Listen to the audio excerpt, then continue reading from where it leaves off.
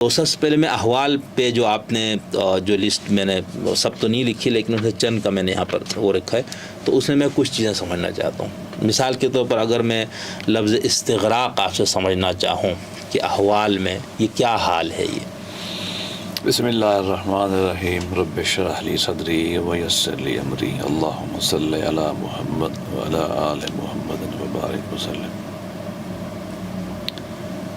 بعض اوقات انسان کسی ایک چیز میں محو ہو جاتا ہے اور اتنا محو ہوتا ہے کہ دائیں بائیں سے وہ کٹ جاتا ہے یا اوبلیویس ہو جاتا ہے انگریزی زبان میں.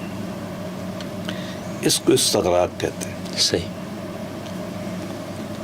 اس کی ایک مثال میں آپ کو دوں تاکہ ذرا بات لائٹ ہو جائے. ہماری شاندار علمی روایت میں ایک بزرگ گزرے ہیں، ان کا نام ہے امام مسلم.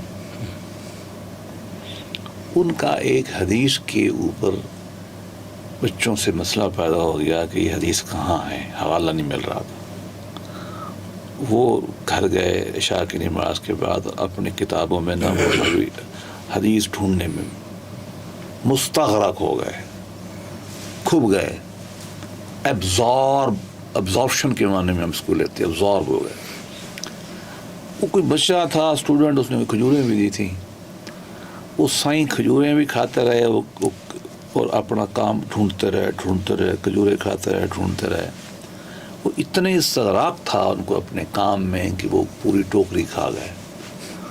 ٹوکری کیا کھائی کہ بیمار ہو گئے، پھر فوت ہو گئے. استغراق کا نتیجہ. استغراق ہے. جدید آپ علوم میں دیکھیں نا، آپ نے دیکھا ہوگا کہ بہت سارے پروفیسر آئنسٹائن کے بارے میں کہتے ہیں کہ وہ چاک منہ میں لے لیتا تھا سگریٹ کی جگہ پر، اور سگریٹ جو ہے وہ جیب میں ڈال لیتا تھا یونیورسٹی میں کلاس روم میں.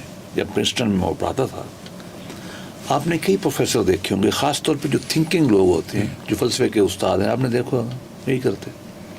تو یہ جو کیفیت ہے جب انسان کی اللہ کی طرف ہو جائے، صحیح، جو علم کی طرف ہو جائے، جو روحانی واردات کی طرف ہو جائے، کسی اچھی چیز میں ہو جائے، اس کو ہم پہ استغراق کہتے ہیں. یہ اعلیٰ صفت ہے.